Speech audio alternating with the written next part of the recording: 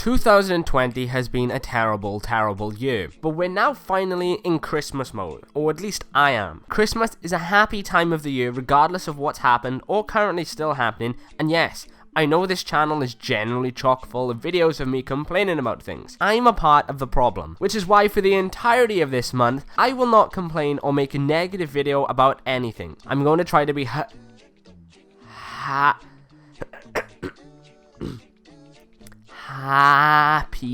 Did I say that word right? Obviously, my streams don't count, because if I did try to pretend to be happy playing The Simpsons on Wii, I'll look like this. With the new generation of consoles finally hitting and then magically disappearing from the shop shelves as if they were never there, I thought now would be a good time as ever to talk about my favourite and the best console of all time, the Xbox 360. Now, some of you may disagree with me, and that's fine. I won't argue with you in the comments about how wrong you are, and I won't make a video of how stupid you are, because it's Christmas. I feel like everyone's favourite console is the console they primarily had whilst they were growing up. Lots of older people will probably say the SNES or the NES is their favourite, or the best console ever, and even older people will say that the ZX Spectrum, and they'd be both right. In their heads, realistically, they'd be wrong. I had consoles before the 360, sure, but they were never mine. And there would always be fights over whose turn it was on the PlayStation 2, with usually my father winning, having the height advantage of picking up the controller, holding it above his head, and laughing. Yeah, he isn't laughing now though, as I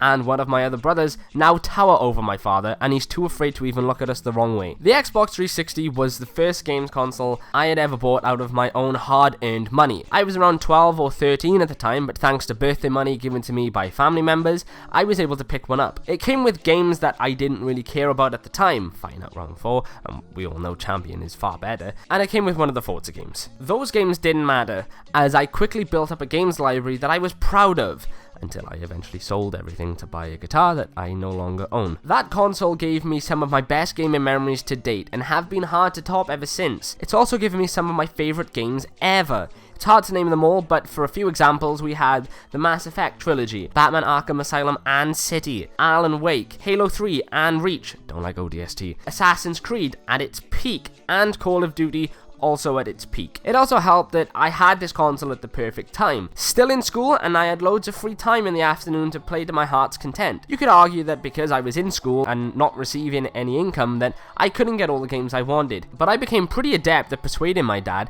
that it was the right decision to buy me a game, or maybe let me borrow some money off of him. If all else failed, I'd start hitting myself in the arm really hard, and that generally worked. Aside from having arguably the best games ever created on the system, we also saw the massive growth in Xbox Live. I loved Xbox Live. I loved playing games with my friends, forming clans, battling other clans in Halo, calling them hackers when we lost, and showing everyone in a game lobby my favourite new Rihanna song, and telling all the losers that I had slept with their mother. Sometimes they would come back with, "My mother's dead," and I would say, "Fine, your dad then," and then they wouldn't know what to say. Not only did Xbox Live have an amazing community and incredible games to play through online multiplayer, Halo, Gears of War, Call of Duty, and Battlefield 1942, but they also had Xbox Live Arcade. The idea of downloading a game to me at that time was so new and alien that I refused to believe for the longest time that you could download a game like Assassin's Creed 2. I just thought it was smaller, more arcadey games. But they would run a program every year called Summer of Arcade, and this was where I was introduced to games that I would come to spend hours upon hours playing, such as Trials HD, Deathspank, and others that weren't as good, so I can't remember their names. But one of my favourite memories that included everything I've previously mentioned, the multiplayer, the community, talking to my many friends, and Xbox Live Arcade, was playing the short-lived 1 vs 100. The idea was so unbelievably simple. It was just a game show, but there was something special about playing with your friends, trying to guess the right answer. It was just fun. I think it was far more of an event than it would have been because it had a set time where you could play it. Much like a TV show, you could only play 1 vs 100 at a certain time, 7 PM to be precise, because I loved it so much. 1 game a day or week, I can't remember that. And that made it much more exciting to play because we couldn't play it whenever we wanted to. Also, the fact that actual Microsoft points were on the line did help. I remember one time I was part of the 100, and sadly due to no fault of my own, I failed the first question and was thrown back into the crowd with the rest of the ramble, all saying, "I could have had that question right," and "You idiot, that one was easy." That was a sad cold night in my bedroom. However, I did get my revenge when I promised a lot of them that I would get them to 10th prestige on Modern Warfare 2. All they would have to do is transfer me 1,200 Microsoft points, complete a 360 no-scope headshot, and they'd get that 10th prestige with everything unlocked. I would happily collect the Microsoft points, promising happy endings, and immediately turn off my console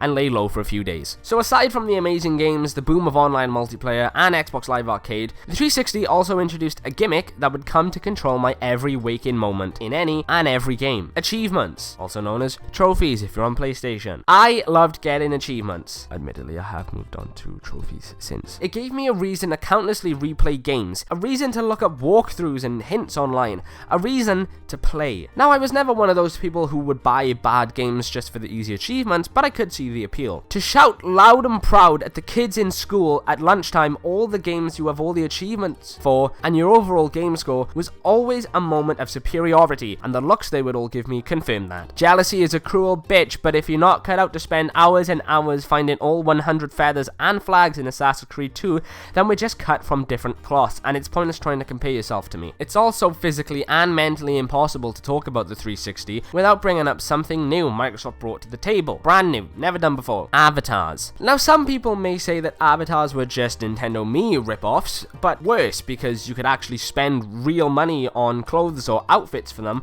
when in reality they added nothing of value to your experience and were just a way to show off. But I wouldn't say that. I loved my avatar. A little known fact about me is if your game allows me to change clothes or costumes, you better believe I'm going to be changing them constantly. I love playing dress up. Not in real life, obviously, though. I could go 25 days with wearing the same shirt and boxers, but in the game world, I like having different clothes for different occasions. If I'm playing Assassin's Creed, Ezio is going to look like Raiden from Metal Gear Solid 4, unless it's a story mission.